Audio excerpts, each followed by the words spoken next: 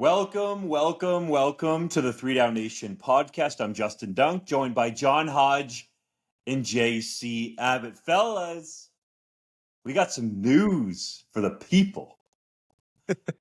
3DownNation has officially been acquired by Harvard Media in, I guess, what we could call an acqui-hire deal. So for all the people out there wondering, ain't nothing going to change except for what I believe, and I'll just speak for myself here, I'll let you guys chime in, to be a great long-term partnership with Harvard Media. That said, nothing is going to change. I've seen some people online wonder about, oh, well, Justin Dunk, he's already part of the Riders broadcast on 620 CKRM and that go out throughout the province and honestly are heard around the world. And it seems like he's treading lightly on some topics. I'm like, what are y'all talking about? You been listening to the podcast or not? If the Riders don't play well, I say that they don't play well. And by the way, I say it on a post-game show as well. We call it how we see it. That was part of the allure, let's say, for Harvard Media bringing us into their family. And I think the upside for us is that Harvard Media is well positioned from a business standpoint and, more importantly, the sales department to really help the site reach its full potential. So I'm excited about this partnership. And, you know, as much as I joke about the fans out there, the fans hold us accountable, just like we do to the teams, the coaches, the players in the Canadian Football League and the other leagues that we cover. So if you feel like something is off, we do want to hear that to make sure we are balanced. But that will continue to be our aim, is be fair and balanced in our coverage of every single team and league that we report on 3DownNation. John Hodge, what say you about this deal? I think it's great. I'm really excited. I'm really proud to be part of the Harvard Media family. And the only thing that, I mean, we talked about a ton of aspects of this deal. The only thing that literally never came up was, oh, and you guys are going to be easy on the Riders, or, oh, you guys are going to push this, you guys are going to push that. We have full 100% editorial control of what we report. And I mean, I think just from a common sense standpoint, it would be weird to buy something and then try to change it.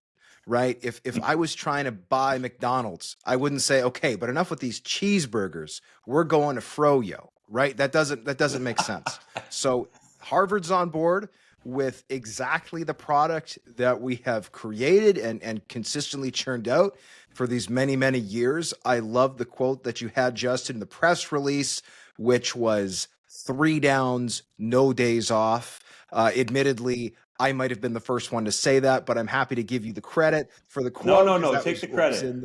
Well, yeah, I might have said it, but that's okay. We are a hive mind, the three of us, in many ways.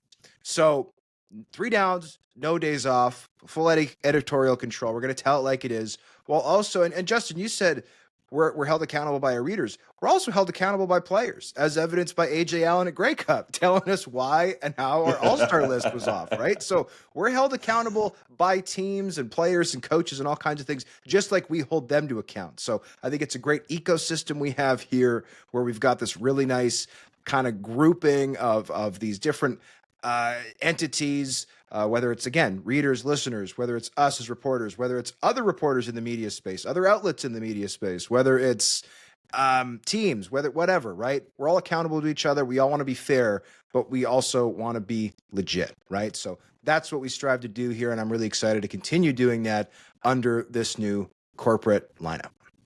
It's a really boring podcast when we all agree on a topic, gentlemen, but I have to agree with what you've laid out here about this deal. The bullet points, same great content, more support to make it even better. I think that is what we're drawing from this partnership. There has been no instructions in terms of changing what we do, but now we have the resources and the team behind us to do some of the things that we've dreamed about for a long time doing, and some of the different projects and initiatives, content ideas that have been kicking on the back burner. Those can be put to the forefront in the future because of this deal. So there are exciting things to come. If we truly are a hive mind, gentlemen, I'll use the Star Trek reference. Resistance is futile. 3 down is coming for you. Oh, I like it. I don't think Justin's seen Star Trek because it's not Seinfeld, but I appreciated the reference. I think that people should know, and I'll share a quick story here, because when I first met people from Harvard Media was, I believe, in February 2024. Went out to Calgary, and I walk into the meeting room. Matt Hill is there, who is part of the illustrious Hill family that owns Harvard Media.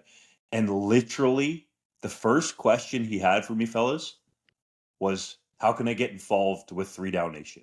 He absolutely loves the Canadian Football League. He loves the CFL. Obviously, there's a passion there for the Saskatchewan Roughriders with 620 CKRM having the Roughriders radio rights for longer than I've been alive. I don't even know how many years it is exactly, but it's a long time. And then his second question was, because Matthew Betts had just signed with the Detroit Lions, and that's his favorite NFL team. He's like, how do you think Betts is going to do there? Give me the inside scoop. So he is all in on football. And I think that's why we are all in on this partnership, just like Harvard Media is. And also, I think that combined thought process, love, and passion for the Canadian Football League and football in Canada in general. Like, I don't want to just focus on the CFL, fellas, for this partnership, right? We have seen from the traffic numbers how interested people are, for example, in the Saskatchewan Huskies. And the more that we do U Sports content, I think people out there are showing us that they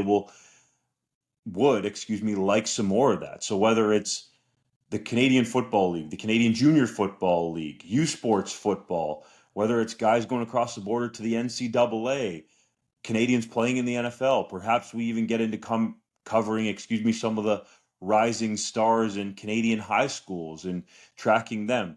That is, to me, what this partnership is about. It's going to allow us the opportunity in the long term, I believe, to be very successful from a business standpoint.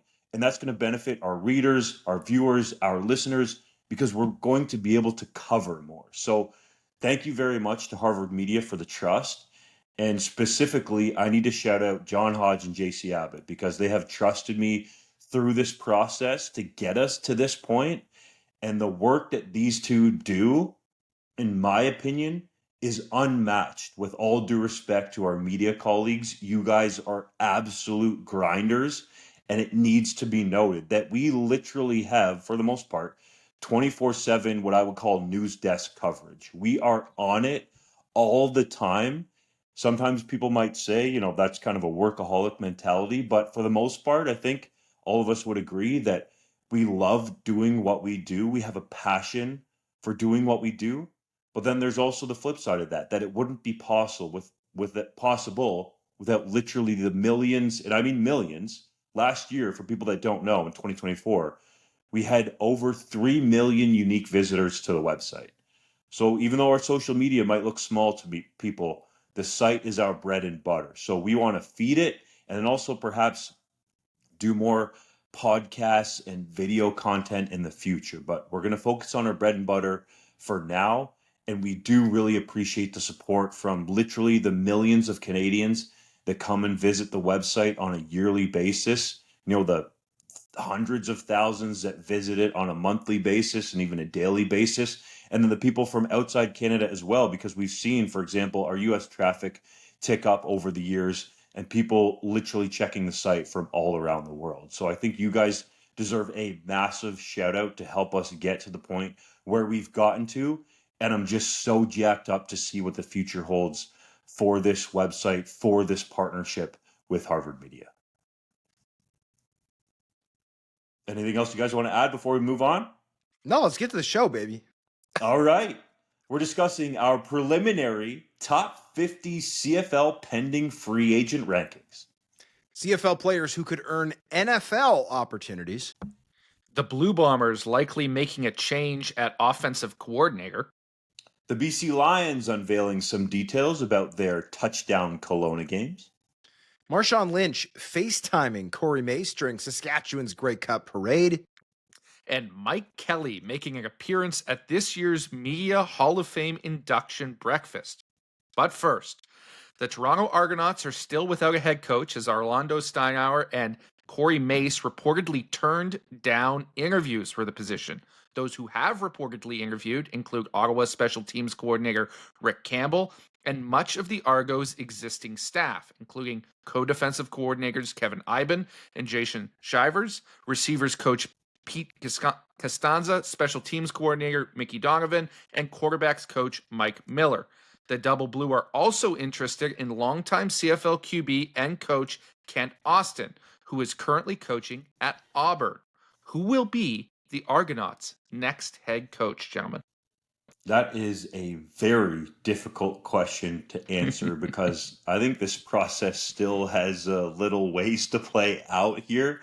I do think that there are some front runners because of some stuff that I've heard behind the scenes, but really, I think it's kind of wide open at the moment, right? You could make an argument for some of the guys on the current staff. And, I look at a guy like Mickey Donovan, who's been at the U Sports level, been at the CFL level, and is in that sort of special teams coordinator line where we've seen special teams coordinators become successful CFL head coaches in our league. Kevin Iben is a long-time Toronto Argo from his playing days and now into his coaching career. There's some people that think that you could go the offensive route with perhaps Pete Costanza, and there's obviously a whole bunch of names here, but I do think Rick Campbell's going to get a potential long look here from the Argos. And from what I've been told, at least atop the Argos wish list, would be Kent Austin. But that process needs to play out. Auburn is playing what I believe is going to be their final game over the weekend here with the Tigers.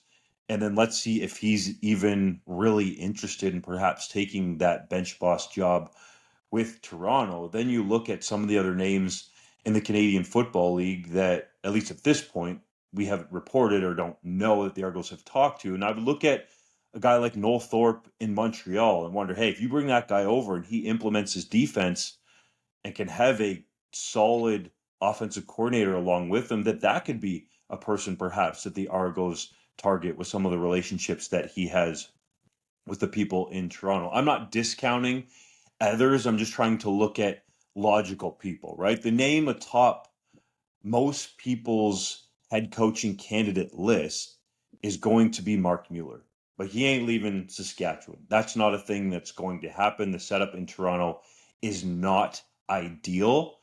And I think that's where this discussion needs to focus, is the fact that MLSE, Keith Pelley, and the Toronto Argonauts essentially chose Michael Pinball Clemens and John Murphy over Ryan Dinwiddie, which is, at this moment in time, astounding because I think the Argos thought they would get Mike O'Shea and go on their merry way. That hasn't happened. So I think this process has taken on a new life that perhaps the Double Blue didn't even anticipate. I think currently on staff, the only person with a contract for 2026 that's guaranteed is Jason Shivers, who came aboard as the team's co-defensive coordinator, taking over for William Fields, who had been the co-defensive coordinator in 2024 and subsequently left to become the defensive coordinator in Ottawa, where he's now in a roundabout way been reunited with Ryan Dinwiddie. Outside of that, I've been led to believe basically all of Toronto's coaching staff, all of the assistants, including all of these guys who did head coaching interviews, are under kind of team option contracts where essentially, I believe it's December 15th, the date is, the team can either choose to pick them up or not pick them up. I even had some person suggest to me that the contracts would have been guaranteed for 26 had Dinwiddie stayed, but there was a clause that if Dinwiddie left for another job, they reverted to this type of kind of team option pickup. So on the one hand, you can say as the Toronto Argonauts, well, let's promote from within, pick up the options on all these deals and run it back with basically the same coaching staff minus RD, which is the league-wide nickname for Ryan Dinwiddie for fans who might not know. Or you can go the opposite route, which, if it is Kent Austin, if it is Noel Thorpe or some other type of outsider, then you could theoretically say, okay, we're going to bring in a new head coach. They're going to have the opportunity to hire basically their entire new staff, whoever they want. Shives, again, is the only person under contract for 2026. And in that case, I think a lot of these assistants would be going north to Ottawa, where they would then join Ryan Dinwiddie on that new staff with the Red Blacks. That being said, who's the head coach going to be? That's a great question. I think Kent Austin is an attractive option for this reason, boys. If there's one thing Kent Austin has consistently done, it is turn a stinker into a winner in record time, right? He doesn't necessarily have longevity, right? If you look at how his tenure ended with the Hamilton Tiger Cats, it was not pretty. But he took that team to a Grey Cup year one. He did the same thing with the Saskatchewan Roughriders when he was their head coach in 2007.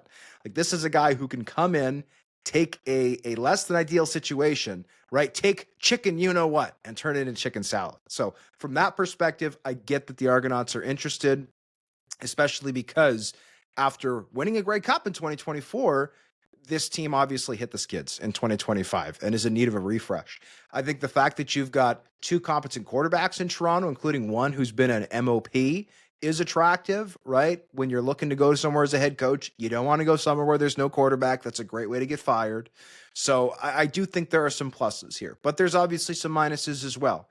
Not stellar fan support in Toronto. You're playing 12 away games in 2026, including the three hardest places to play. You have to go to Winnipeg twice. You have to go to Saskatchewan twice. You have to go to Hamilton twice, maybe even three times, depending on how the schedule ends up shaking out between the Battle of Ontario. But regardless, there's reasons to go for some of these outsiders. There's reasons to not go. And I think in terms of the internal candidates, these are all people who probably should have an opportunity to be a head coach, right? Whether it's Rick Campbell, an outsider who's done it before, but a guy like Kevin Iben. If you were to cut Kevin Iben, I'm pretty sure double blue blood would pour out of him. He's been in the organization for that long, right? And you mentioned Mickey Donovan with his U Sports background, Pete Costanzo, who's done great things with CFL offenses, right? These are all guys who I think would be good internal hires. So I'm interested to see what happens with the Argonauts. I had one source tell me they expected this to be done by the end of this week, but that was also before Kent Austin, those rumors really started swirling. So we'll have to wait and see what the Argonauts end up choosing to do. The element that I don't think has been discussed enough here when you're talking about who you're going to bring in as the head coach is Chad Kelly, right?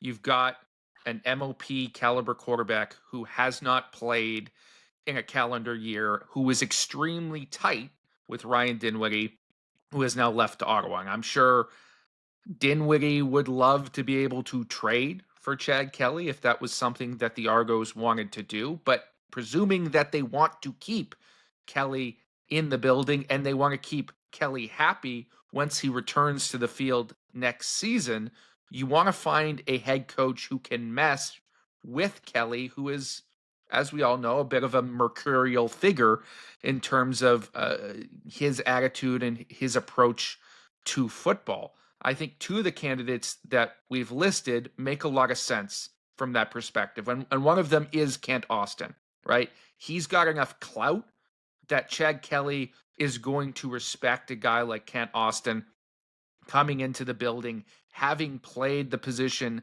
that Chad Kelly plays. And in fact, they share an alma mater. Both of them are Ole Miss quarterbacks. So I don't know this for a fact, but presumably they've had some interactions in the past, or they're at least aware of each other through mutual connections through their school. I think if Austin did want to leave the NCAA and come back north to Southern Ontario, where his wife is from, that makes a lot of sense. Money is not going to be an issue for him, right? He's going to be paid out presumably by Auburn for the next several years because they're going to want to bring in a new staff once they find a replacement for Hugh Freeze, and that's going to mean paying out Kent Austin. That will give him the flexibility to take a job in Toronto and sort of sit on his, not rush into another opportunity down south if he doesn't want to. The other candidate that I don't think has gotten enough discussion is Mike Miller. Because if there is one person in the CFL that Chad Kelly absolutely adores, besides Ryan Dinwiddie, it is Mike Miller, his QB coach. We saw the impact it had when Mike Miller was not able to be with him for a stretch in 2023, and some of the issues that he had going into the playoffs, that game where he told us that he suffered a concussion. One of the other things that he talked about was not having Miller there and the impact that it had on him going into that game. He trusts him implicitly, And he's an offensive mind, which has, he's reportedly interviewing with the Winnipeg Blue Bombers for their offensive coordinator position. That's not something you want to let walk out of the building easily. You don't want to let somebody that your quarterback trusts go easily. And I think you think long and hard about Mike Miller as a potential head coaching candidate for those reasons. Let me just clear up a couple things. You said mess. You meant mesh with Chad Kelly. Kent Yes. Austin has 1 year left on his deal with the Auburn Tigers for 2026, so he wouldn't be paid out for several, as you said, JC. It would be 1 year. And I think the rest of that was mostly on point. So I just want to make sure that we're proper with what we're saying and essentially reporting on this topic. I do think that there is definitely a process to play out here. And I had one source tell me that the Argos are casting a wide net. And I think we've seen that in the names that have been reported so far. But I would imagine that there's a bunch of names that, we haven't heard about. So to me, there is still a while to go here before the Argos potentially get to a head coach. It would surprise me if there was, I usually don't say this stuff, so I don't even know why I'm saying it, but a head coach announcement by the Argos this week, because I think they want to go through this process. And, as much as some people might make fun of the Argos, and, rightfully so in the situation with letting Ryan Dinwiddie go to Ottawa, just a terrible decision. But anyways, the Montreal Alouettes didn't have an owner or a settled in, GM and coach for a while there, and were able to win a Grey Cup in 2023. So I think that this process will be played out, but it hasn't gone the way that the Argos wanted. The Argos wanted Mike O'Shea.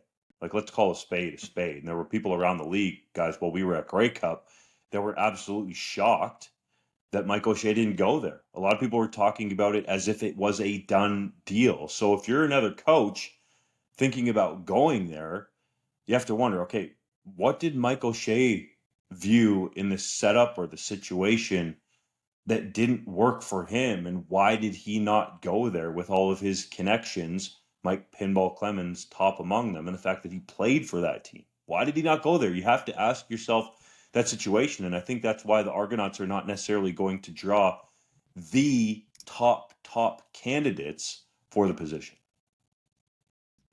Just to be entirely clear and accurate in terms of the parallel that you just drew there to the Montreal Alouettes, Dunk, which I think is a fair one. They didn't have an owner and they didn't have a quarterback. They did have Jason Moss hired going into that offseason in December. So about the Danny same. Machocha, I think, too. And Machocha was already in there as the general manager. So they did have those pieces in place, but I think you can draw some parallels in terms of the uncertainty that an organization is dealing with. Well, hey, let's draw this comparison. The Toronto Argonauts didn't have a coach until like February in 2017, and they won the Grey Cup that year, right? Like the whole Mark Trestman debacle. We remember this, right? They ended up canning him like a year later. But still, for 1 year, that arrangement worked out great. And this was a situation I remember. We're going into free agency. It's like, how are you recruiting free agents if you don't have a head coach? Like, what is going on with the Argonauts? So there's even a recent precedent for not having a coach for like weeks and weeks and weeks and weeks and weeks beyond when you probably should, and winning a Grey Cup. So the Alouettes, I think, holds here as an analogy, but the Argonauts have their own analogy that arguably fits even better.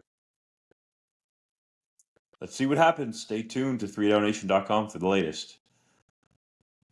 We have published our top 50 pending free agent list. And when I say we, mostly that would be John Hodge, because he's an absolute monster.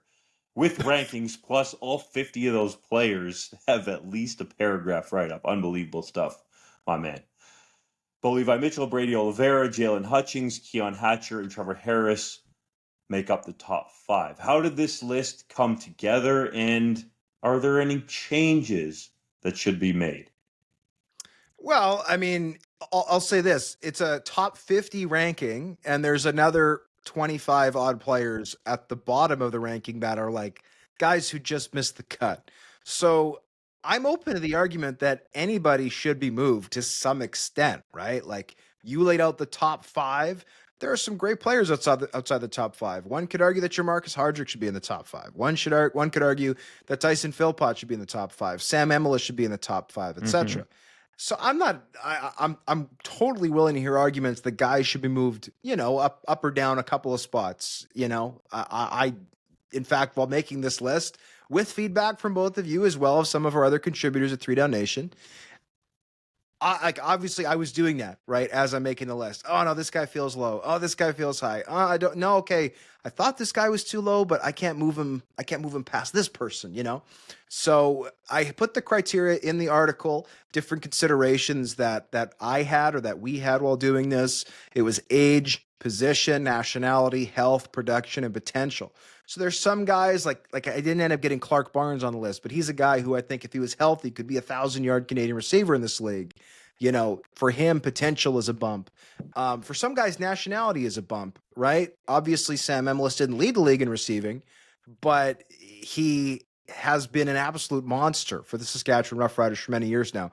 1,000 yards in 2023, 1,000 yards in 2024, and he was on pace for over 1,500 yards this year, just on the games that he played. So he's a guy who gets a bit of a bump because he's Canadian. A guy like Wynton McManus, who didn't crack the top 10, that's injury related. Jake Serezna fell down. That's injury related, right? So these are all different things you try to balance. So again, I'm open to the idea that any of these guys should be moved a little bit. I totally get that, but I'm really pleased with how it came out. I think that Bo Levi Mitchell is the number one free agent. Makes a lot of sense. He hasn't even committed to playing in 2026, but he told me at Grey Cup that his body feels great, and he seemed to be pretty peeved that he didn't win MOP over Nathan Rourke. He had to go all the way out to Vancouver in 2024 for that awards ceremony just to lose to Brady Oliveira. He had to come out all the way to Winnipeg in the cold in November just to lose, right, to Nathan Rourke. It wasn't that cold.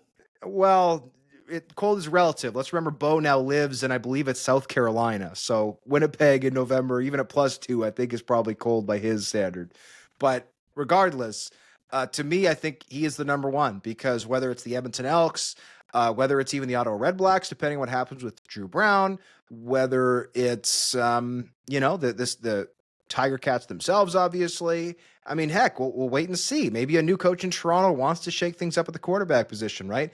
There are a number of teams, or heck, if Trevor Harris retires, which I don't think he will, but if he does, the Saskatchewan Roughriders should be making a play for Bo Levi Mitchell. I mean, this guy's playing at a MOP level, 36 touchdowns, 11 picks, arguably playing the best ball of his career at the age of 35, turns 36 in March. And again, Bo has said he doesn't want to play till he's 40, but to me, he looks right now like he could play another 2, 3, 4, 5 years. Who knows? So that was the list. I'm proud of how it turned out. But again, are there guys who you could argue should be moved up or down a spot or two? Absolutely, of course. I don't think there's anybody you can really argue should be moved 20 spots, 30 spots, but I'm curious if you guys disagree. I think you're pretty spot on with this list, Hodge. There's a couple guys that are in the bottom half of the list that I think are maybe a little bit underrated. Destin Talbert has been fantastic as a young halfback with the Hamilton Tiger Cats. I might bump him up a little bit. I think Isaiah Wooden, it's tough to rank a true specialist returner in a list like this when guys are putting in starting minutes, but he's somebody that I might bump up. And Isaac Darkangelo, the more I think about him and his potential as a player, the more I'd like to see him raised up in the list. But overall, a really, really solid effort and well-researched effort on this. If I could make one change, however, it would be to put both Jamarcus Hardrick and Jarrell Broxton in the top 5. And I would probably take out Brady Oliveira and Keon Hatcher out of that top 5 to do it, with all due respect to both of those players. But it is incredibly difficult to find elite tackles at any level of football right now. NFL, CFL, heck, go down to college. It's incredibly difficult to find those guys. Hardrick's a little bit older, 35 going on 36. Jarrell Broxton's 32, but neither of them are ancient. To me, you pay through the nose to get a premier stalwart tackle like that. Both of those guys fall into that category. I just don't think there's anyone else close to their caliber who's either available or unavailable in the league right now. Those are distinctly the top two guys. That's why I would have them up in my top 5, because I just don't think you can find them anywhere else. To me, it's all about the quarterbacks, boys. And as much as we think that Bo Levi Mitchell is going to go back to Hamilton and Trevor Harris will continue playing with Saskatchewan, those two guys on a pending CFL free agent list would be 1, 2. And the reason that Bo Levi Mitchell would be number 1 is because he's younger than Trevor Harris. So the way that I look at this essentially is because the majority of the contracts in the CFL can be distilled down to 1-year deals. So I'm looking at this from a 1-year perspective. And that's why I think that those two would be top 2, at least on my personal list. And we had a good little debate about that among the 3 of us. And I think, honestly, Cody Fajardo should be higher for that exact reason. At least in my mind, and some people in Ottawa might not want to hear it, I would be making a play for Cody Fajardo if I was them over Drew Brown. He's shown a lot of growth and heart and grit, I would say, over his years, especially after he's left the Saskatchewan Roughriders and went on to Montreal, and then, had to go through that situation where they chose Davis Alexander, went on to Edmonton and rallied that team after they got off to a rough start. I think Cody Fajardo would be an upgrade in Ottawa, to be quite honest, at quarterback. I'm happy to be proven wrong. We'll see what happens in 2026, but that's why I would bump the quarterbacks up. I think they can make the most impact. But that said, it's hard to see Bo Levi Mitchell playing in 2026 without Scott Milanovic. He's thrown for over 5,000 yards in 2 straight seasons since Milanovic has taken over fully as head coach and calling the plays for those entire seasons. So that just makes so much sense for Mitchell to go back there. And very same in Saskatchewan. Trevor Harris said, as a matter of fact, that he does not want to take another snap in the Canadian Football League other than with Mark Mueller in his headset. So you would imagine that those 2 deals are likely, and the key word I think is likely, because you never know what can happen in the crazy Canadian Football League, to get done. But I think on Mitchell's side and Harris's side, you can understand that they want to maximize their value to an extent, to understand that, hey, I got a championship caliber team around me in Hamilton with Bo Levi Mitchell. I want these guys to be back with me. Same with Trevor Harris in Saskatchewan. He's already talking about let's run it back. And then there's some people in the league that will say, with regards, in all due respect, to Bo Levi Mitchell and Trevor Harris, where else are you going to go earn, let's say, $500,000, right after your playing career? So as long as their bodies feel great and they're fully committed, in the case of Trevor Harris, that's what he's really talked about a lot, then I think it's likely that those 2 quarterbacks come back. If not, that would open up a whole different discussion that we'll obviously get into if Bo Levi Mitchell and Trevor Harris were to retire. I don't think we've considered that aspect of it because it does seem like they are going to play. But honestly, Hodge, this list is just so well done. So I'm not going to pick holes in it, especially because I'm terrible at rankings. It would literally have taken me probably 2 weeks to put this together. And that's just the rankings part of it. Probably would have taken me a whole other day to put all the little paragraphs there that you put together. So that's all I'm going to say. I just think the quarterbacks, could have been higher in a couple of spots, but overall, I think it's a really sharp list, and it shows a lot of the star talent that could potentially be available during free agency. I don't think it's that you're bad at ranking. I think it's that you're bad at ranking football stuff. Like if we had you rank food, you could be like 1 hummus, 2 cucumbers, 3 the rest of all food, all other foods. Done. Ranking's done, right? So it's just a matter of what you're ranking, I think, is the issue. But I appreciate what you said. I will say I like, JC, that you highlighted Isaac Darkangelo, a guy who's never been a full-time starter, but is a beast on teams, can play a bunch of different spots rotationally. Another guy like that is Caleb Saunders in Saskatchewan, a guy who's not a starter on that very good Riders defensive line, but I think is a lot more impactful when he's out there than some regular starters in other teams. So again, these are some of the challenges with ranking guys.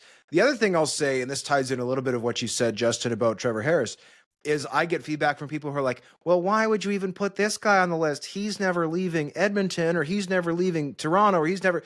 And look, it's entirely possible that a bunch of these guys I've ranked are going back to their teams. But right now they're pending free agents, so they count. Because I don't want to not rank a guy and then have egg on my face. For instance, the 2023 Grey Cup, I asked Jamarcus Hardrick straight up, like, would you play anywhere other than Winnipeg at this point of your career? And he said, wherever Mike O'Shea is where I'm going to be playing. And then literally 2 months later, 3 months later, he was gone. And to be 100% clear, I'm not discrediting Jamarcus for that decision. It turned out to be a great decision. He got his family a ton of money, and he got an Old Lineman Award this year, all CFL selection, and a Grey Cup. So, like, that was a great choice. But the point is, what players say in the media, and especially with all the emotions of like a end of season or like a playoff run on the line, their thought process can change, especially with the clarity of a few months off and their agent in their ear saying, hey, we can go to this team and get this much money, or hey, there's these other 3 teams that want you. Like, I'll give an example. I obviously can't speak for Cody Fajardo, nor would I try to, but there are rumors in the rumor mill that he might not be as keen to go back to Edmonton as he let on at the end of the year. Again, I'm not speaking for Cody Fajardo. That's just the rumor mill. But when he said to the press a month and maybe a half ago, oh, if I'm back, it's with Edmonton, I'm not sure that's true. So I think Justin's point about Ottawa is very astute, right? It's possible there are going to be quarterback holes across the league with some of these retirements. And so I think right now we have to act like all these guys are in play. Mm-hmm. Even somebody like Brady Oliveira, who's making great money in Winnipeg, fits that team perfectly, is from the city, all of those things. Is there a chance he could leave in free agency? I think the answer is yes. I don't think it's a huge chance, but I think anybody who says there's 100% chance Brady Oliveira is back is a fool. This is the CFL. Nothing is ever a 100% chance, especially when money and emotions and power dynamics and family situations, right, and all of these things culminate in what are ultimately really tough decisions sometimes for these players who, by the way, deserve the right to make their own decisions. So that's my thought process on it. Brady Oliveira seemed to make it very clear that he understands the shelf life of a running back perhaps isn't that long as some of the other positions, and that money's going to play a factor because he already took a hometown discount, not for 1 season, for 2 seasons, to go back to Winnipeg and try to win a home Grey Cup. I think that was, great move for the Winnipeg Blue Bombers to be able to get him back there. But Brady Oliveira is well within his right to go maximize his value. And we saw the last time around that he had $275,000 sitting on the table and went back to Winnipeg for about $30,000 to $40,000 less. I think he signed for $230,000 in the first year and $240,000 in the second year. So he's taking $45,000 less in year one and $35,000. My math is so far off, bro. Regardless, am I right? Brady has left a significant amount of money on the table. I think we could just say that as a statement. I wish that my is an math accurate was statement. better. What's 275 minus 230? That would be 45. 45. Okay, so he left 45 on the table 1 year, and then he made 240. Presumably, if he would have got that 275, that would be how much? 35? 35. Correct. So what's We're talking about $45,000? $80,000. Yes, thank you. Yeah. Regardless, that's a lot of money. JC, I'll move on to the next topic, but not before you get in what you were wanting to say. Well, I was just going to back up your point that literally anything can happen. And it's notable that people were saying that about Trevor Harris, that he would never leave the Riders. And because we have the comparable, and we literally talked about it earlier in the show, the 2023 Montreal Alouettes. He wanted to be back in Montreal that season. Montreal wanted him back in Montreal that season. But because of factors outside of both of their control, he ends up in Saskatchewan, right? Because of that ownership situation. So we don't know what the world is going to look like in 2 weeks, in a month, in 2 months, when these deals have to be signed. Anything can happen, and we need to be aware of all the different factors at play that can send guys in different directions. Yeah, and I'll paint a hypothetical, total hypothetical. We know that Edmonton and Trey Ford are headed for a divorce. I think 99% chance that happens. But if Cody Fajardo decides he doesn't want to go back to Edmonton, if you're at Hervey, you just spent the sun and the moon and the stars on O-line and D-lines that did not produce to that level in 2025. What's to stop you from freeing up a bunch of that cap and then saying, yeah, Trevor, we're prepared to give you $800,000. Like, we're going to make you the highest paid player in the CFL because we need to win now. We need a quarterback. If $800,000. I'm just throwing it out there. Like Nathan I Rourke guess is the in and cap around. did go up. Well, That's and you why can- Trevor was saying that Nathan's not the face of the league yet, because he's expecting that $800,000 check. But you could put, let's say, 700 of that on the cap, 100 off the cap. I mean, again, it's a hypothetical, but the Edmonton Elks need to win now. They need a quarterback. If Cody Fajardo's not that guy, and I think it's established Trey Ford's not that guy, then you go out and you get the top available guy. Maybe it's Bo Levi Mitchell. Maybe it's Trevor Harris when push comes to shove. Again, remains to be seen. But like, if Trevor Harris is offered $800K, hypothetically at Edmonton, would he go back to Sask for $500? I think it's fine if he wants to, but I also wouldn't fault the guy if he's just like, no, I still got some old Edmonton gear in my closet. Let's go. I'll put it on. Let's go.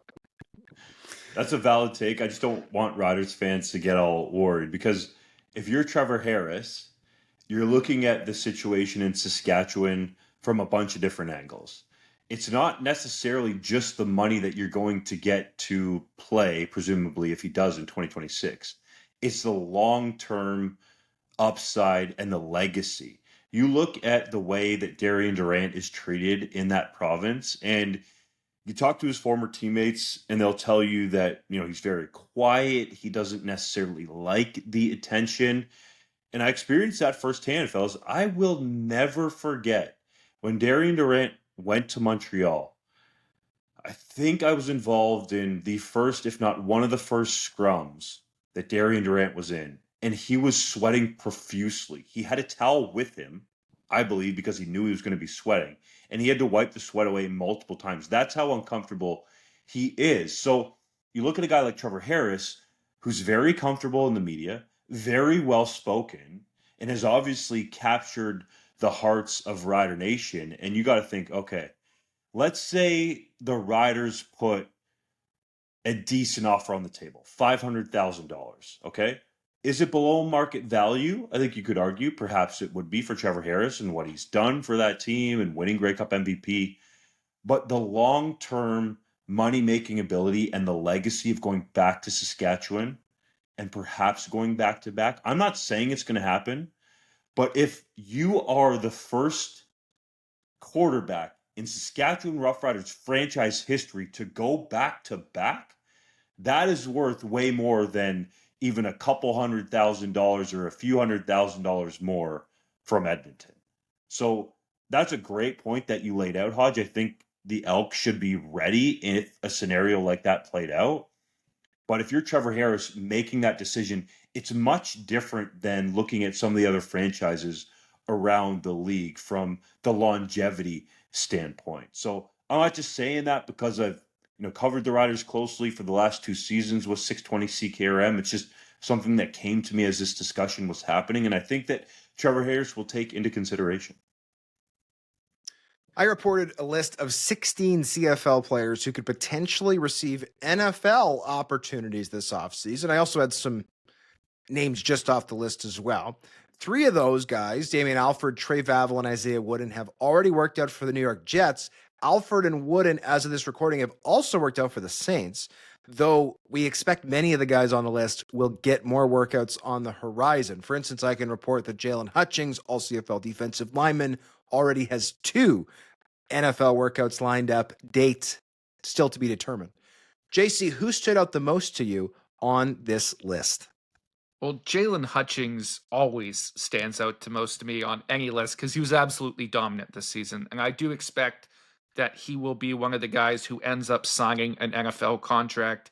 By about 6 games into this season, you could tell he was about as good as gone. But there are some other guys who I am glad you included on the list and who are very intriguing to me. J.J. Ross, the cornerback from the Edmonton Elks, to me is a really interesting one because he was exceptional when he was on the field this season, a real breakout star for Edmonton. but he also has something that NFL teams covet, and that's size, right? He's 6'3", 195 pounds. With his production and his length, you'd have to imagine that there's going to be opportunities for him south of the border.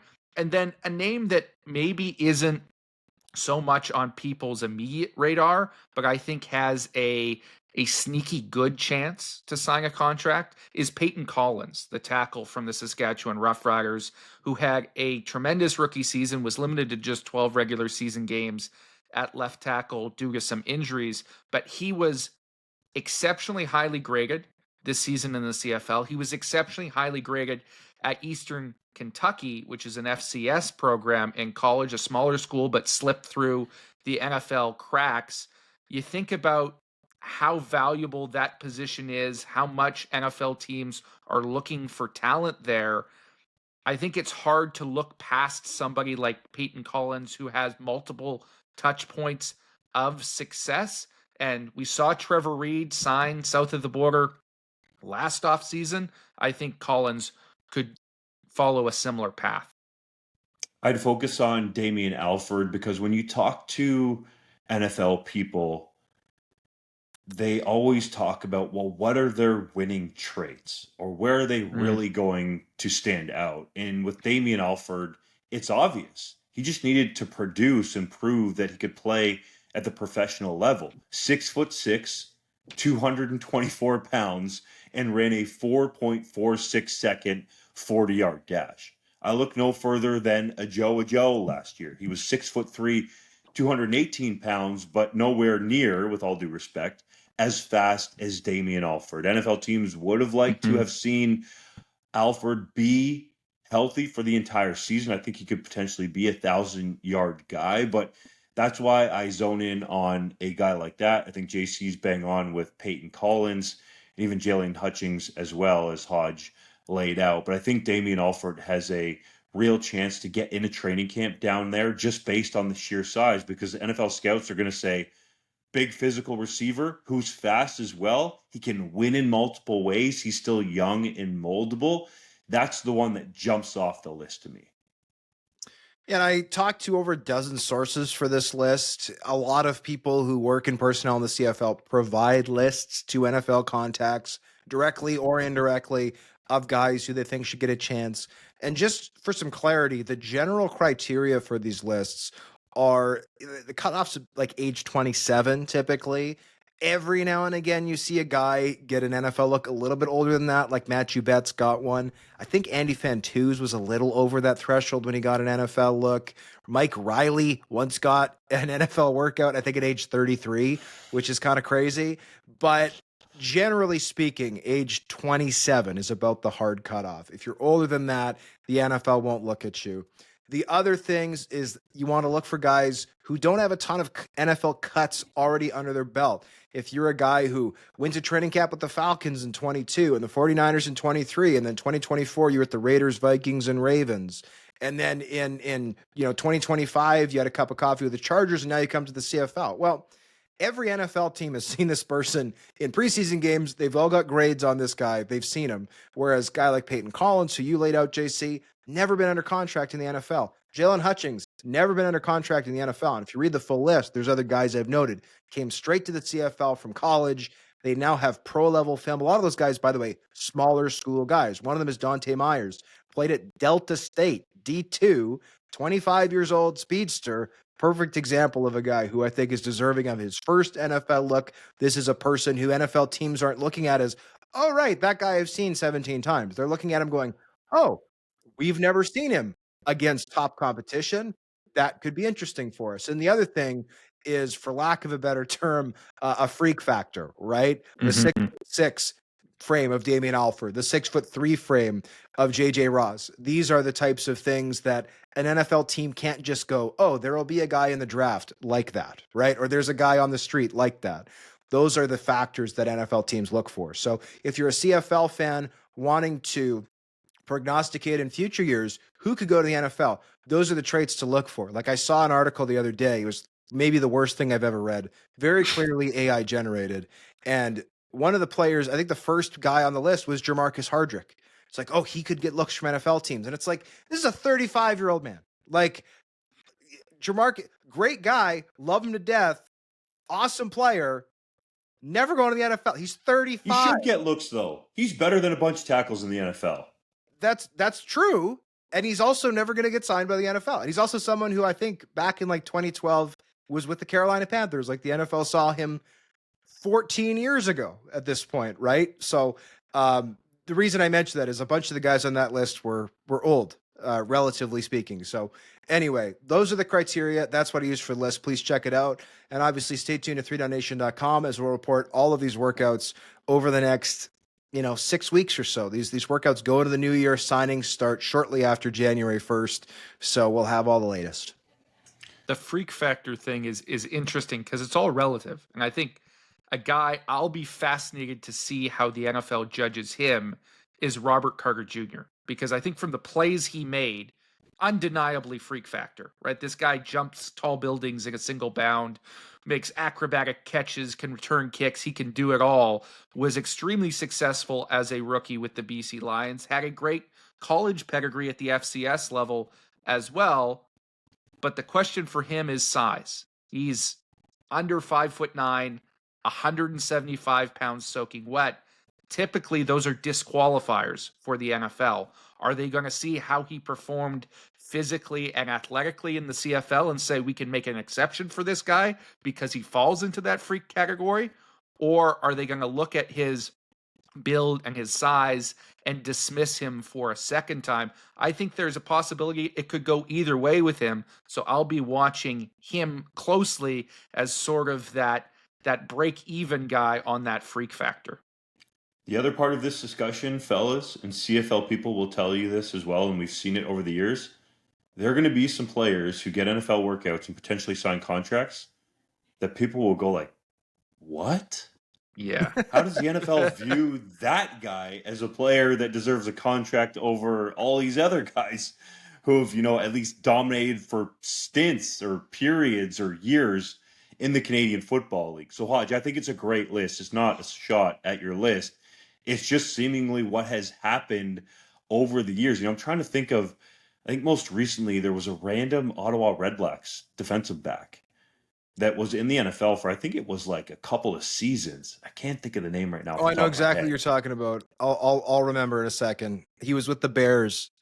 But came out of nowhere. I will say there was some Coleman. I'm thinking Coleman. Douglas Coleman? Yeah. Is that right? No, that's the Sam linebacker from last year or 2 years ago, right? I think that's one of the guys I was thinking of. Yeah. I think so. But regardless, I have, in doing this list, I did it this year. I think in years past, I've tried to do it and haven't ended up finishing it. But there was one individual I reached out to in the CFL who essentially replied with, who the F knows? The NFL doesn't even work out our best players. So how am I supposed to guess? Exactly. And it was like, okay, fair enough. I don't think I asked that person this year. I didn't think they were being rude. I appreciated their honesty. But yeah, that is how some people in the league view these workouts, at least. They're like, that guy is, he's the 6th best receiver on his team. Why is he the one? But whatever. Before we get to the Blue Bombers, I just thought it's worth bringing up. There's a lot of people, especially in Winnipeg, Hodge, asking about Taylor Elgersma. And you wrote a great article on him after talking to General Manager Kyle Walters.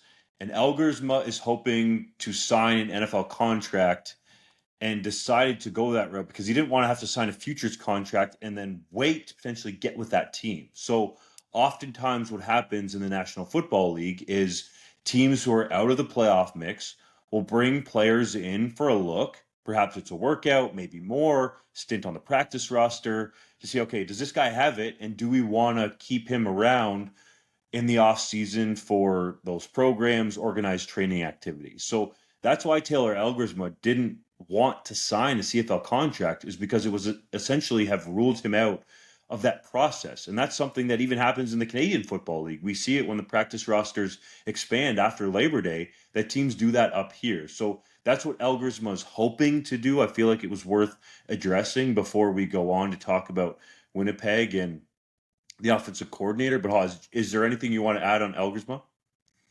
No, other than to say, I think maybe there's been some concern in Winnipeg from fans going, oh, he doesn't want to sign here. He doesn't want to sign here.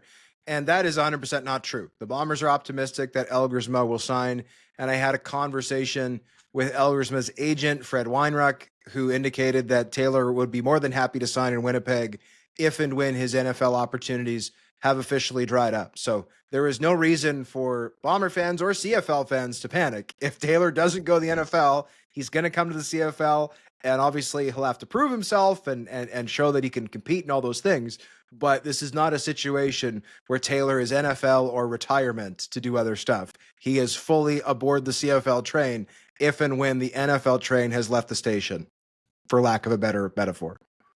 It's smart business, because if Taylor Elgersma would have signed with the Winnipeg Blue Bombers, realistically, he wasn't going to get on the field. And then once you signal to NFL teams that you yourself believe you're a CFL player, and that's not a shot at the CFL, that's just how these NFL teams view it, then you're telling them, okay, well, potentially cross him off the list. So there are multiple factors as to why Taylor Elgersma has not signed with the Winnipeg Blue Bombers, and Hodge laid it out well. It's not because he doesn't respect the CFL. I still think he could be a great talent in either league. We saw that in the preseason with the Green Bay Packers. That's a move right there that just befuddled a lot of people. He outplayed Sean Clifford in that battle for the third string quarterback job there in Green Bay. And then the Packers and Matt LaFleur were like, no, we're going to cut you both and bring in Clayton Tune, who hasn't even been in the offense for the whole offseason and training camp. So sometimes these NFL moves don't even make sense to pro personnel men and scouts and coaches in the CFL. Let's get to Winnipeg, where it appears Mike O'Shea could be making a change at offensive coordinator following Jason Hogan's first year as the play caller. What's going on with position, and what do you think of the team signing former Super Bowl winner and UFL MVP Bryce Perkins? Is that part of that secret 3-year quarterback plan that O'Shea alluded to? That was the funny part of the press conference with Osh. We'll start with Perkins first. I mean, look, lots of quarterbacks have come to the CFL with NFL pedigree, college pedigree, and I guess in recent instances, UFL/XFL/UFL or USFL/AAF. AAF. Am I missing any other ones? USFL. Yeah, all / pedigree, right? And some of those guys have been unbelievably bad. Right. Well, the IFL too, the Indoor Football League. Yeah, you could throw the IFL in there, sure. Why not? That be, maybe the most recent example would be a guy like PJ Walker, who didn't necessarily have great stats in the NFL, but had a number of starts. He obviously struggled in his first full year with the Calgary Stampeders, and then ultimately got hurt, which is unfortunate. Think about that for a second, though. Just with regard to our last conversation, PJ Walker started games in the National Football League. Like a lot. He came to the CFL and struggled. Yeah. 100%, right? And so I don't want to crown Bryce Perkins, and I think it'd be foolish to suggest that he's going to be great or anything like that. That would be putting the cart way before the horse. But he does have some very intriguing elements to his game, right? He's 6'2", 215 pounds, nice size. He's a little bit on the older side. He'll turn 29 this offseason, but that's still young enough that he could be effective for many, many years if he comes up and competes and does all the right things and learns. And he spent 3 years with the LA Rams. I think learning from guys like Sean McVay and Matt Stafford is a good thing to do. He only started one game there, but again, he got a Super Bowl ring, theoretically learned a ton, and he recently played well in the UFL. And I think the thing that maybe stands out most and might help him get on the field early in Winnipeg is his legs, right? Chris Streveler, by all accounts, is done in Winnipeg. He tore his ACL for the second straight year. And unlike last year where he tore it early fall, he tore it very late in the season this year, which to me it means that, could he play in 2026? Yes. But I don't think any CFL team is going to sign him. He's a pending free agent until he's healthy, in which case we're probably talking about September, October, like late in the year. And when I spoke with Streveler after the season, he said he's not even thinking about whether or not he'll be back. He's got other stuff to think about. So he's not even necessarily 100% committed to playing in 2026. I think when you look at the size, the athleticism, he ran a 4.65 coming out of school at the University of Virginia, where he was a 2-year standout. Perkins is a guy who could fit that role nicely. So I'm intrigued to see what he could do there. As for the OC job, I mean, on the record, it was very clear that Zach Collaros was not thrilled with the way the offense worked this year. He said they did not play good football. He said that this offense repped things in training camp that were never called during the season.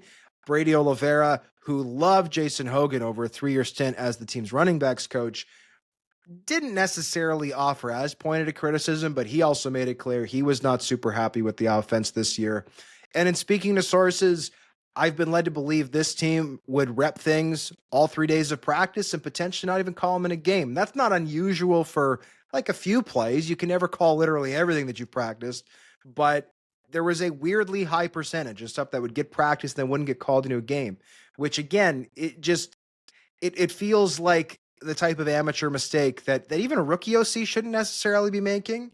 And I think if Jason Hogan as a rookie had been really receptive to the tutelage of guys who were more veteran on that staff, guys like Andre Bolduc, who's been around the block a ton in the CFL, guys like Jarius Jackson, who have played, coached, all those things, maybe things would have gone better. But I'm not sure how receptive Jason Hogan was to that type of feedback. So my spidey senses were tingling when in Mike O'Shea's season-ending press conference, I pushed about the status of his coaching staff, of his assistants, and in 2 different press conferences, one before his extension, one after, he basically declined to answer anything about his assistants, saying he had to have conversations first. To me, if your staff is back, you can just say, yeah, we're back.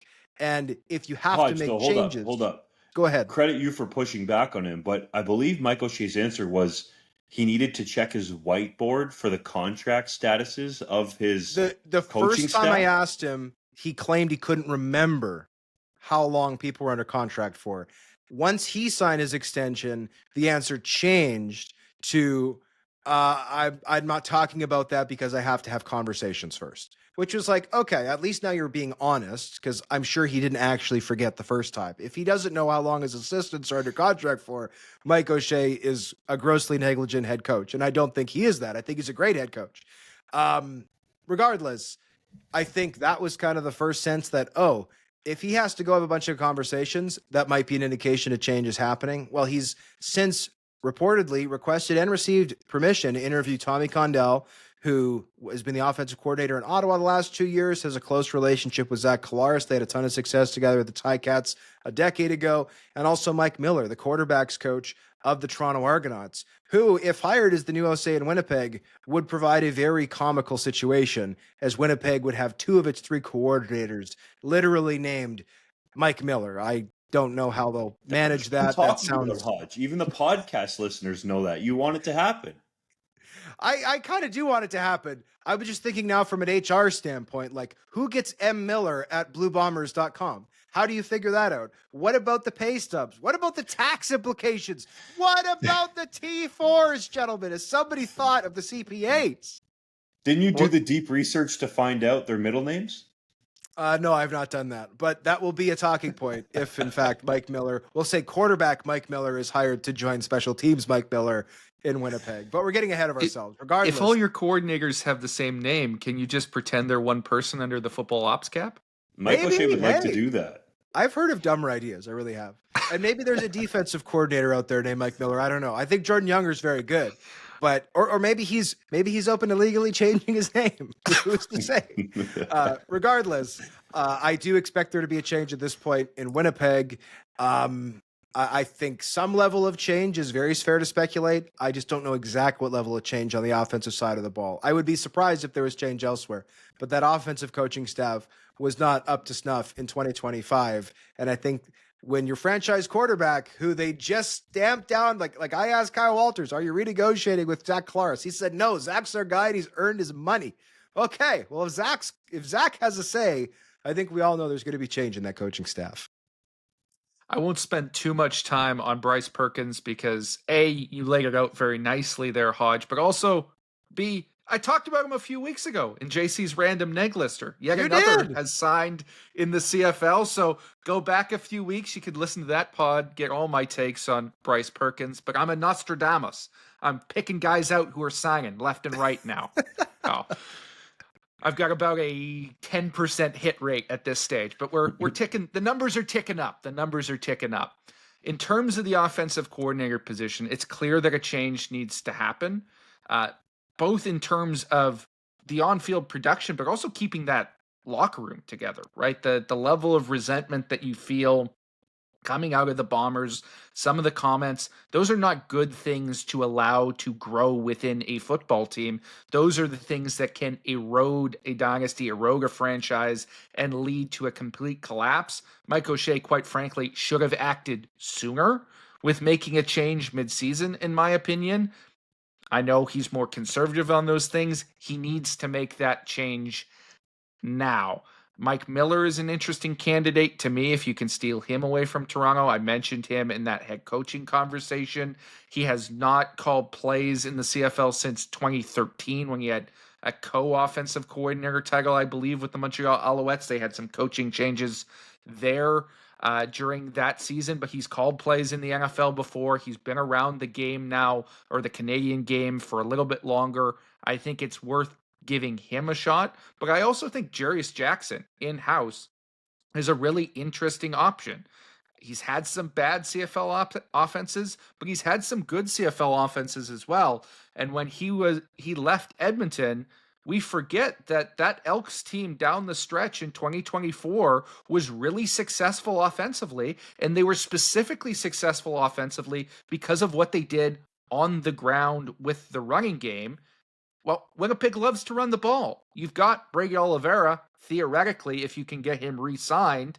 Well, give him somebody who's going to commit to running the football. Get Jarius Jackson to say, hey, we'll do all the things we did that season in Edmonton with you, make you the workhorse for this team again as Zach goes into the later stages of his career. I think J-Jack would be a really intriguing hire there as the OC. You mentioned Jarius Jackson's name, and I think we should have talked about him in our segment with regard to the Toronto Argonauts head coach job. Mhm. There's a lot of parallels there. He used to be the Toronto Argonaut as a player, and I think he could actually be a great hire for that position, considering he knows, for example, Jason Shivers, who's already under contract for 2026 as, I suppose it's a defensive coordinator and his personnel role. So I think that would be smart if you're Toronto. I think definitely Winnipeg should talk to Jarius Jackson about potentially being the offensive coordinator there, depending what other options he has. And, Mike O'Shea has caught a lot of flack for hiring Jason Hogan as the offensive coordinator, and rightfully so, but let's balance this out a little bit, because he did actually speak to other candidates and tried, from what I'm told, pretty mightily to convince some people. I'm not going to name any names, but convince some people to come to Winnipeg as the offensive coordinator. So as much as Mike O'Shea is a proud Canadian and likes to give Canadians opportunities, that isn't necessarily the deciding factor for him. And I think it's best said that Jason Hogan, probably wasn't his first choice. That's not a disrespect to Jason Hogan. And I don't think Mike O'Shea is just going to give the job to somebody if he doesn't believe that they can do it. But Mike O'Shea was looking into other names last offseason. That's why it took so long for him to finally hire an offensive coordinator here. So I think what we're seeing come to fruition, based on the reporting and what we believe we know so far, is that Mike O'Shea is undergoing a process here and wants to find an offensive coordinator that's going to work best for his coaching staff, and I believe most importantly, Zach Collaros, his franchise quarterback. Let's move to the U Sports ranks, fellas. The Montreal Carabins beat the Saskatchewan Huskies 30-16 in the 60th Vanier Cup at Mosaic Stadium. There was some controversy late in the second quarter. JC, why don't you take us through it? Well, let's call a spade and just say that this was as bad a missed call as I have ever seen watching football at any level. It was inside of 3 minutes. The Montreal Carabins were leading by a single point with the ball and were marching down the field. Pepe Gonzalez, their fabulous first-year quarterback who won the game's MVP, escaped the pocket, rolled out, and found, I believe it was Simon LaRose, for a 19-yard gain to move the sticks on 2nd and 7. But it was clear as day that he was not just slightly ahead of the line of scrimmage, but 3 or 4 yards past the line of scrimmage when he threw that football. The flag came out, the referees conferred, and they picked the flag up. Even though somebody had made the correct call, they talked themselves out of it. Montreal continued to drive down the field. They were ultimately stopped short by Saskatchewan, but kicked a field goal to go up 15-11 at halftime. In the big scheme of things, was this the play that decided the game? No, I think Montreal was the better team overall. They would have won regardless. But had that been called properly, there's a very good chance that Saskatchewan could have made that stop and potentially put points of their own on the board before halftime, maybe even entered the intermission with a lead, and that could have changed the flow of that game and potentially the outcome. So it was a significant moment. To their credit, the Saskatchewan Huskies, after the game, said, there were other things that were the reason for a loss. We're not going to whine. We're not going to complain. But it was pretty clear that they didn't agree with the call, and they shouldn't, because it was the wrong call. The wrong call was definitely made on the play, and I think it could have affected the outcome of the game, considering that, if I'm correct, that penalty includes a loss of down. So the Montreal Carabins would have been on third down, punting the football away to Saskatchewan with time on the clock. And by that point in time, Jake Farrell had become a little bit more comfortable in the game, especially after throwing an interception on, I believe it was his first pass attempt of the game. I liked him pushing it down the field, but he seemed to settle in. That said, credit to the Huskies for not making it an excuse after the game. And I do think your point's well taken, JC, that it seemed like the yards came much more easily for Montreal on offense. And let's get into the history of this. The Mexican-Canadian Pepe Gonzalez had arguably the best season by a Quebec Conference quarterback in their true first year. Not being a redshirt, not coming out of CJEP, at an older age. Pepe Gonzalez is currently 20 years old. He turns 21 in December. For those wondering and asking, those Q players, they're all in their mid-20s by the time they start playing. No, Pepe Gonzalez was 20, okay? That's not that old in the grand scheme of things in U Sports football. And he had a sensational season.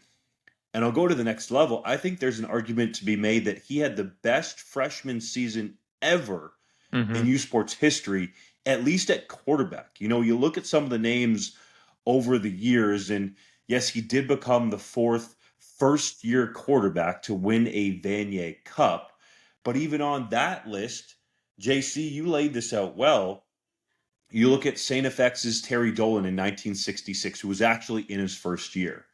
Then the other three, Evan Hillock in 2021 with the Western Mustangs. Well, he had been at Western in 2020, although there was no season there. So I think we can still call that his first year, but he did have a full year to integrate into Greg Marshall's offense. And then Michael O'Connor was in his first year in 2015 with the University of British Columbia, but he had transferred from Penn State University. Like, that is a whole other different level. I'm not taking anything away from those quarterbacks and their accomplishments, but to me, Pepe Gonzalez, the season that he has, and ultimately winning the Vanier Cup plus game MVP, stands out to me. I was throwing some names around with Donovan Bennett, who was on the CBC panel alongside the ultra-talented Andy Petrillo. And we were going back through the years and talking about, Eric Glavich, for example. Eric Glavich was in his third year with the St. Mary's Huskies when he got to the Vanier Cup in 2007. He was essentially a redshirt, short yardage quarterback for his first couple seasons there. And a lot of people think that he did that in his first year. It was his first year as a full-time starter, but not his first year as a freshman quarterback right out of high school or right out of CJEP. So to me, that's what puts Pepe Gonzalez's season above the rest. He moved here when he was 7 years old. His Mexican parents, they got jobs in Montreal. So he's played up through the Montreal minor football system, and then into CJEP. I believe he played at Andre Grasset for Tony Idealuca, who is Marco Idealuca's brother. Marco Idealuca is the head coach with the Montreal Carabins, so you can understand how he ended up playing his collegiate football at Montreal. But this season, guys, was just fantastic. And you look at him in the title game. 27 of 33, 344 yards and 3 touchdowns, no interceptions, and there wasn't even a ball close to being picked off. I believe, if the stats are correct, he only threw 1 interception in the playoff run, the Quebec Conference semifinal, the Jacques Dussault Cup on the road at Laval. He goes and upsets them through 2 touchdowns and no interceptions. Then he goes even farther on the road, out east to Halifax, beats the St. Mary's Huskies, and travels all the way across the country to Saskatchewan to upset, and I'll call it an upset because I think it was a definite hometown crowd for the Huskies, upset the Huskies in front of their own fans because a lot of people in Saskatchewan thought that that game could be won. Like, this guy's an ultimate road warrior. Unbelievable season. A guy that should draw a lot of attention. And, you know, I've talked to some CFL people and said, okay, it's early. He's only in his first year. But do you think he has CFL upside? And they'll say, well, he definitely needs to get bigger.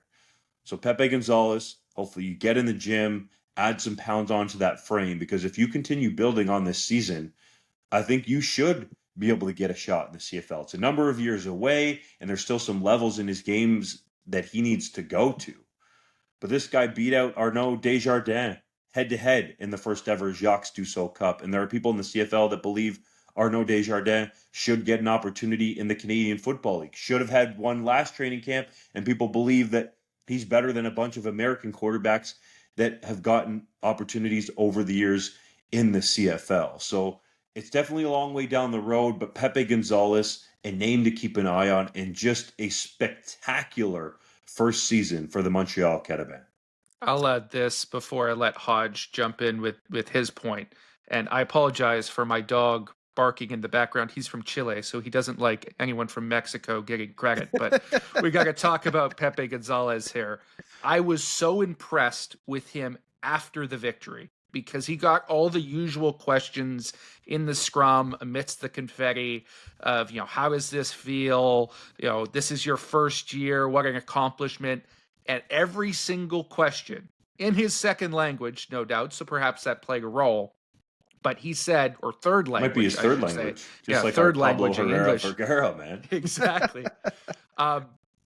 Every question he deflected to, I'm going to work hard this off season. I'm going to put on weight, and we're going to be back. And at the end, he was asked whether he thinks he can play in the CFL at that very stadium, Mosaic Stadium.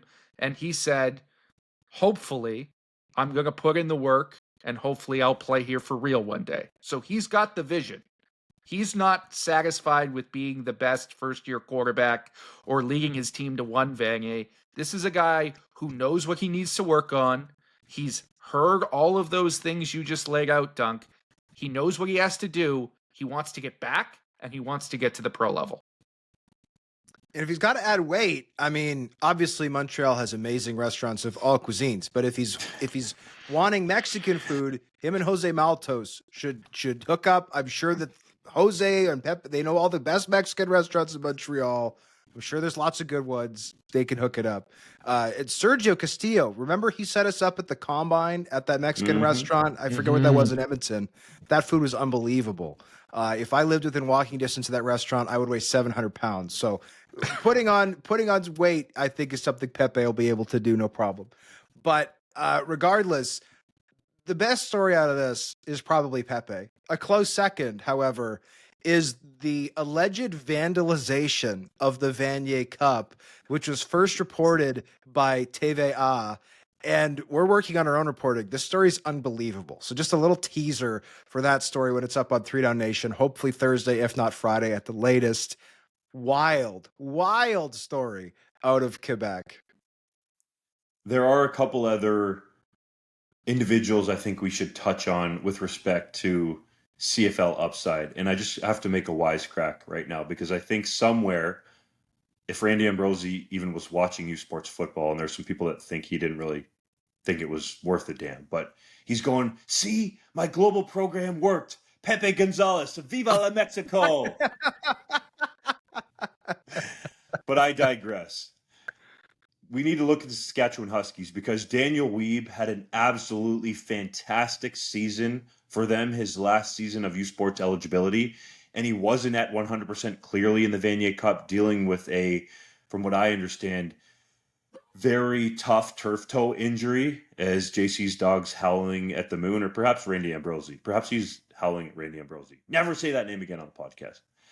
But Daniel Wiebe tried to gut through, had 4 catches for 48 yards. He was a great target for Jake Farrell when Jake Farrell had to take over the starting quarterback job from Anton Amundrud, who we now know is battling cancer and by all accounts seems to be in great spirits. So if you Google 3DownNation, Anton Amundrud, GoFundMe, that page should come up. It's already exceeded the $60,000 goal to help him battle that disease. So I just wanted to make sure that that should be said. And Rough Riders fans, I think at this point, if they don't know, are going to know about Daniel Wiebe because he was very close and made the decision hard on Corey Mace, Jeremy O'Day, and the staff there to release him during training camp. Even though he's smaller and some people might refer to Canadian receivers as shrimps, Daniel Wiebe is trying to fight that uphill battle.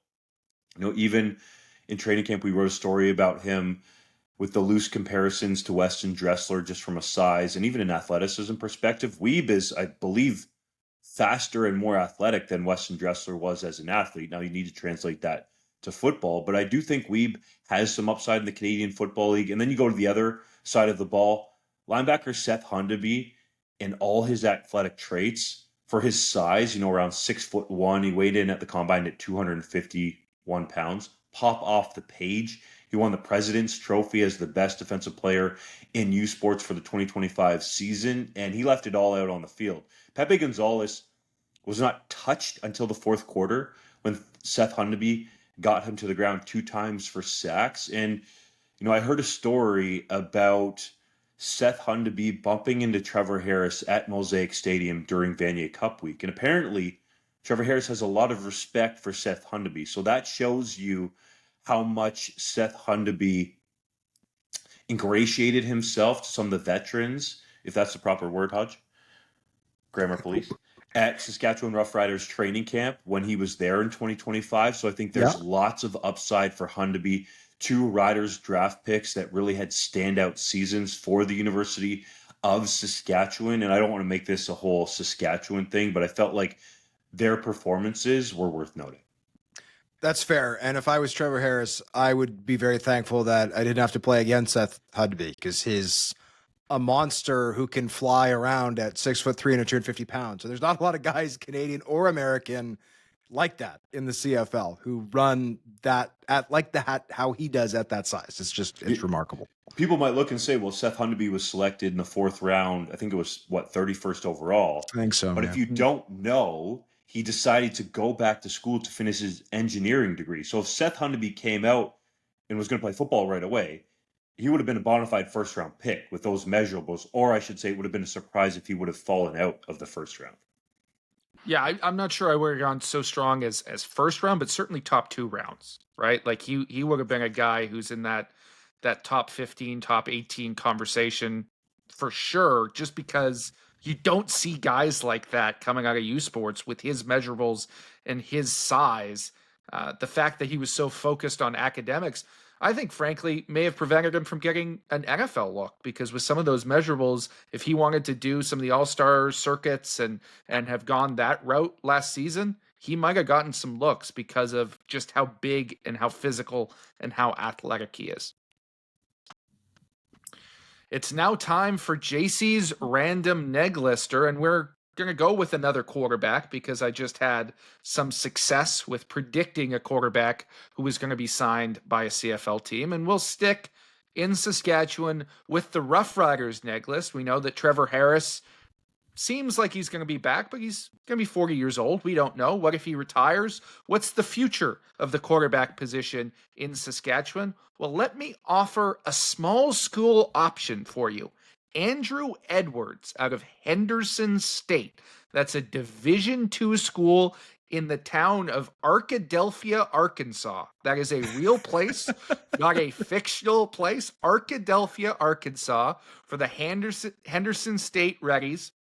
He is 6'3", 224 pounds, a big, thick-bodied guy who was a 4-year starter for Henderson State, put up over 10,000 career passing yards, 97 touchdowns, and just 20 interceptions in his college career at 65% completion percentage.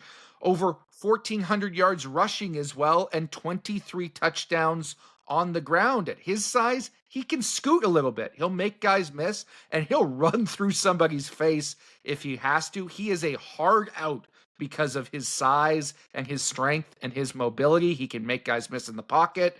He can bulldoze over guys. He can evade and avoid sacks. It's really impressive, some of the things he's able to do at that level of competition physically. And then he's got just easy arm talent. He puts it on the money with ease, can throw down the field, deep shots, wide side outs. He has all the physical measurables that you like to see from a potential CFL quarterback with that wider field, having to make all of those throws.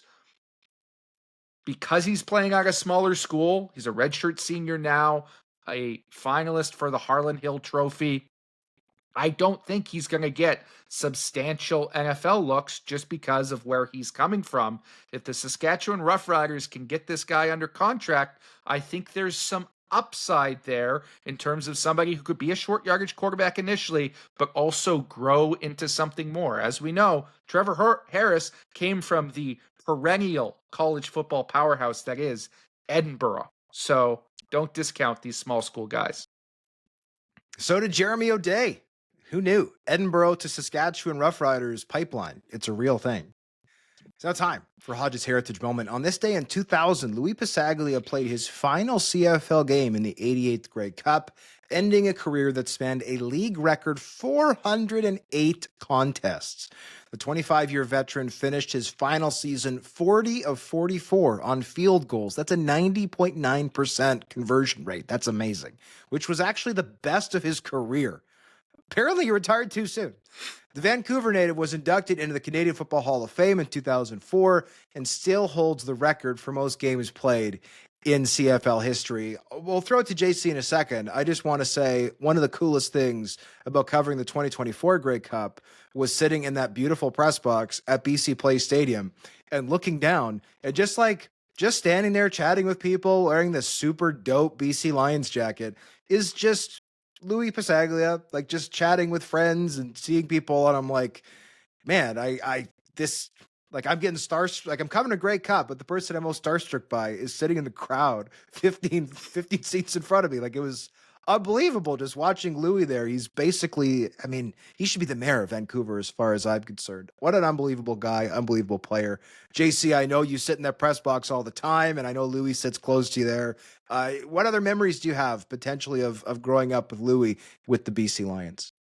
Well, Louis was retired by the time I really became a CFL fan, but I have loved being able to sit in those seats and see that uniquely CFL aspect of a guy who I would argue is the most iconic player in franchise history for the Lions. Even though he's a kicker, he is regarded in that way in BC, and he's sitting in the crowd, right? That's where his season seats are. He's not in a suite. He's not anywhere else. He is with the common man in his season seats every week. But I will say this, he doesn't not have privileges, because I have seen that man come up back into the press box, up into the suites. Whenever there's some nice free grub, he's able to come up and grab it because he's got the Louis Pasaglia pass. He can go wherever he pleases. Let's move on to the 3-minute drill, shall we? My Canadian quarterback of the week obviously is going to be Pepe Gonzalez, the Mexican Canadian. Viva la Mexico. So we already talked about him. Yes, 3-minute drill. Head Crichton Trophy winner and former star Wilfrid Laurier Golden Hawks receiver Ethan Jordan, who, by the way, had back-to-back 1,000-yard seasons in U Sports, which is unbelievable because, for the people that don't know, They only play 8 regular season games, and this guy in 2024 and 2025 had over 1,000 yards receiving. Unbelievable. He's signed back with the Ottawa Redblacks, went to training camp with them in 2025. Ottawa released him to go back to play at Laurier in his final season. So, Hodge, do you think he'll make a big impact in the nation's capital in 2026? I think he could, right? Nick Mardner missed all of this season due to injury, but he's a first-round pick. Keelan White's a first-round pick. They got the makings of a solid Canadian contingent in that receiving core in the nation's capital. Should be noted, Ryan Dinwiddie's always started 2 or 3 Canadian receivers in Toronto. I'd imagine he wants to continue doing that now in Ottawa.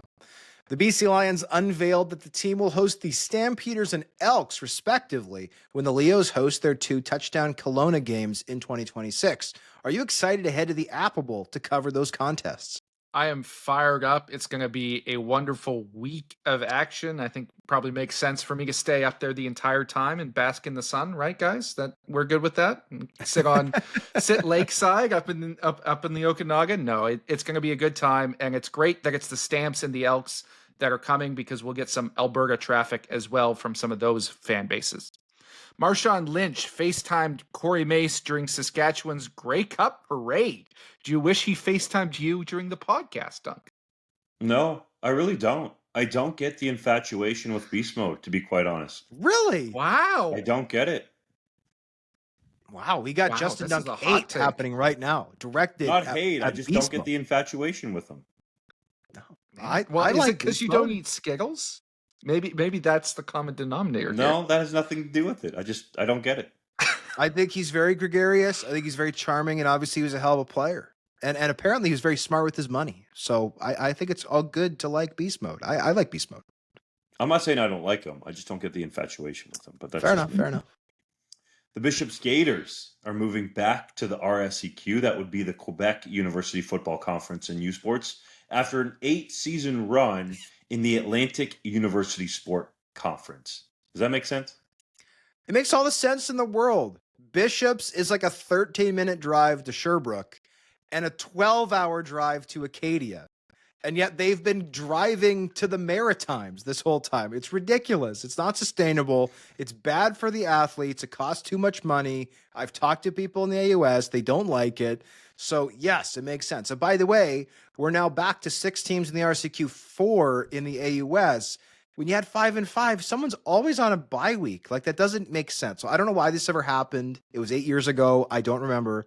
Whatever the reason was, it was not good enough. This is now correct. 6 and 4, RSEQ, AUS. This is better for everybody.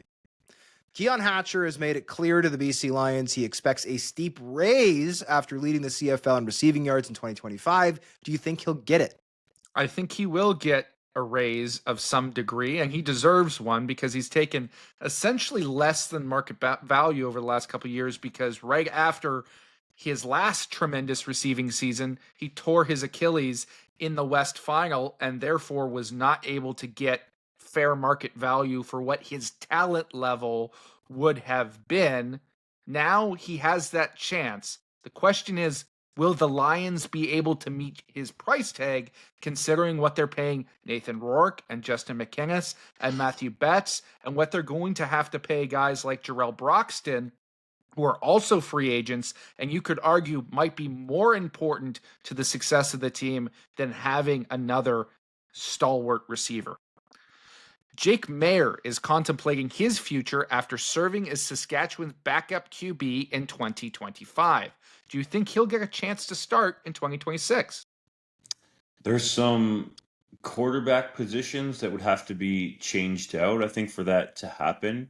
You know, we talked about it earlier with pending free agents and the possibility for movement. So there's a chance, but if Bo Levi Mitchell resigns in Hamilton, which we expect, if Trevor Harris resigns in Saskatchewan, which we expect, and Jeremy O'Day, the general manager, doesn't sense that he's going to retire, that doesn't really leave any seats open even if Cody Fajardo doesn't want to be in Edmonton, he goes back there because it's the only starting spot, then I have a hard time seeing where that could potentially be with Jake Maier unless something unexpected happens with another franchise. The one caveat that I'll throw out there is Jake Maier has a tie to which current head coach and general manager?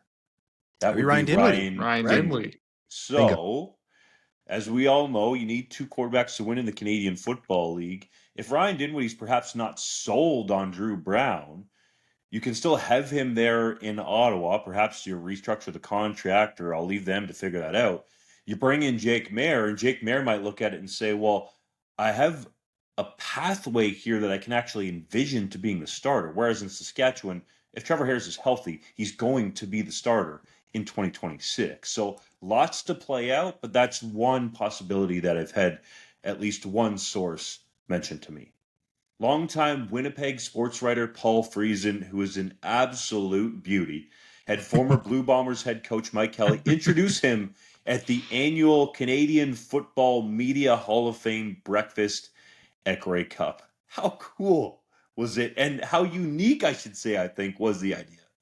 Yeah, most members of the media are just introduced by like a longtime colleague or a friend, or even a family member. And Freeze, in his ever wise, ever interesting method, decided, no, I'm going to have a video introduction from the coach with whom I beefed the hardest. And that's Mike Kelly, back from 2009, with all the craziness around the Winnipeg Blue Bombers that season. We have a full article about this, and in that article is a link to the Winnipeg Sun, who posted the full video from Kelly. And I will say, while we're talking about Freeze, I've been around the CFL beat now in some way, shape, or form for about 10 years. I have yet to find a reporter who consistently asks questions as good as Paul Friesen. The questions are always fair, but they punch. They're always critical. But again, not in a personal way. Part of the reason why Kelly was so upset with Friesen was he took it all very personally. Now, with the gift of hindsight and 16 years to kind of clear the air, Kelly has now seen, okay, none of this was personal. Friesen was doing his job, and I let it get to me. So Freeze, well worth the Hall of Fame induction, very deserving, as was, of course, Judy Owen, who also went in, longtime reporter for the Canadian Press. Former Heisman Trophy winner Andre Ware said NCAA quarterbacks Tommy Castellanos and Diego Pavia would make great CFL QBs. Is he correct? Well, Tommy Castellanos is intriguing, but I'm not sure I'm as high on him as Andre Ware. He's on the Hamilton Tiger Cats neg list for the record. But Diego Pavia and what he's done at Vanderbilt and his desire to keep playing, so much so that he sued the NCAA to make sure that his JUCO eligibility didn't count against his NCAA eligibility, would suggest that he'd be a guy who's open to playing north of the border to keep his pro football career alive if the NFL doesn't pan out for him. And he can move, he can throw the ball, he's accurate, he's got fire. I'd love to see him up north with the Winnipeg Blue Bombers, who currently hold his rights. You can scrap the last one, JC, because we've already talked about Seth Hundley. Yes. But I, for one, am intrigued about the possibility of Diego Pavia potentially coming to the CFL. That guy has completely turned around the Vanderbilt program and seems to just have this moxie about him. Now, he would have to prove it, just like potentially he would have to if he got an NFL opportunity. But let's not compare the money that he could be making in the NCAA to what he might get starting out in the Canadian Football League, okay? Fair enough. Much different for him to go through that lawsuit process, because that could be worth hundreds of thousands of US dollars, if not millions, compared to him potentially. And I guess he doesn't necessarily have to agree to the rookie contract, but coming up here for the minimum, in and around $80,000 probably is what he could make in his first year. That said, you could negotiate more. We've seen it happen with Johnny Manziel, but Diego Pavia would be a great get for the Canadian Football League. So I think he's definitely worth keeping an eye on. I also, in watching Diego's Twitter feed, he I believe recently threw water on this. Like, he claimed that the lawsuit is not still ongoing. So I think there's more reporting that needs to be done around this to ensure all the information is accurate. But regardless, I think Pavia could be an intriguing CFL guy. Yes, the NFL is more open than ever to smaller quarterbacks, but he's sub 6 foot, right? And when that's the case, it's just always going to be a tougher sled going it in the NFL versus potentially coming up north. Yeah, my point was less financial as it is. He just seems like a guy where money is not the only motivation for him. I'm sure it's part of it, but boy, he loves playing football. And at a certain point, if that NFL door closes, I think he's still going to love playing football. And there's going to be an opportunity potentially waiting for him in Winnipeg. I could see it. And don't forget, sign up for that 3DownNation email newsletter. Get all the goods to your inbox directly on a daily basis. Go to 3downnation.com, top right-hand corner. Put your email in there. And as we work on this new era, let's call it, with Harvard Media, there's going to be some more bells and whistles added down the line. So get in so you can be there to say that you were the first before it actually became really cool.